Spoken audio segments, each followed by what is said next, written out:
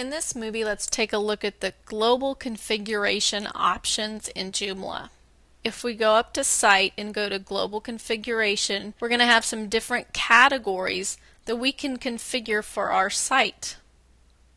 You'll notice there's 3 different sections here. We've got a site global configuration, we've got a system, and a server. We're going to look at the site configuration right now. First off, if we want to take our site offline, we can just tell it yes, and then we can have a specific message. This is the default message that it came with for my install. I can say it will only be for a few moments. This BR is going to put a little break in there. I'll tell it yes. I'll go ahead and save that.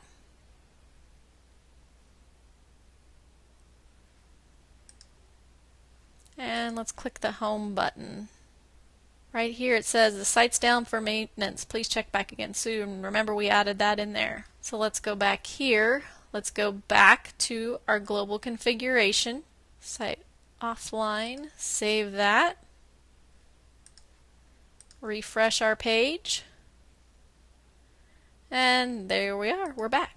So very easy. You don't have to upload a special page. You can just mark that and you're done. A lot easier than many other programs. The site name, that's probably one of the first things you'll want to change when you install Joomla. Get the site name on there of the company or whatever it is for. Your default what you see is what you get editor.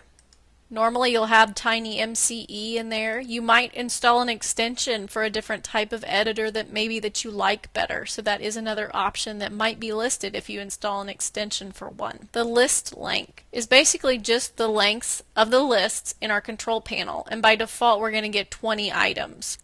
The feed length, again, that's just the number of items that are going to be shown in our feeds. Default 10 of them. And what email is that feed going to be shown from, the site or that specific author.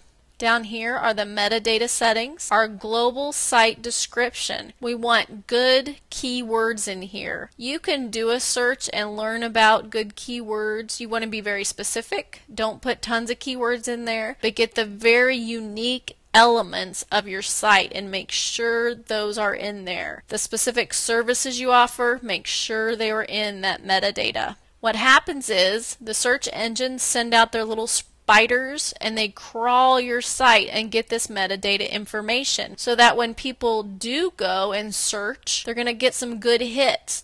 The search engines want, when somebody types in an item, to give them the best hits within the first 5 items. So you want the best metadata right here. People are not going to scroll through page after page of hits when they do a search. So get these good and get them correct. Make sure everything's spelled right. Make sure you're putting everything in there about your site.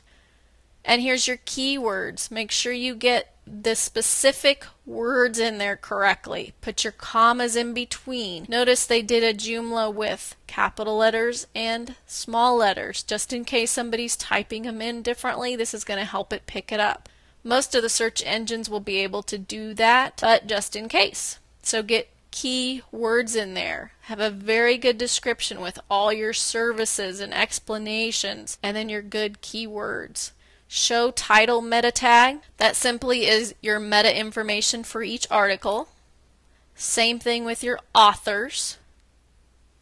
Nothing exciting really there, just yes or no. Search engine friendly URLs. If you give somebody a URL that goes on and on forever, they're definitely not going to write it down to try to remember it. And search engine friendly URLs are wonderful because when somebody clicks on an article, it might give them an obnoxious long way mistake. It might give them an obnoxious lengthy address. So let's click on some of these so you can see how these addresses are changing. Right there, that is just huge. What we can do is turn on search engine friendly URLs, and Joomla creates an alias for that obnoxious long address to make it look like it's shorter. So that way, if you have search engine friendly URLs, it's just so much easier for usage. It's going to be short, quick, and easy. The use Apache mod rewrite. Now this is a module. You can set it to yes, but make sure that you know what you're doing. Right here it gives us a little warning that you need to rename that specific file before activating this. Now this is just another option. You can use Apache Mod Rewrite when you're creating these search engine friendly URLs. Now add suffix to URLs. When you set that to yes, it adds a .html at the end of a URL.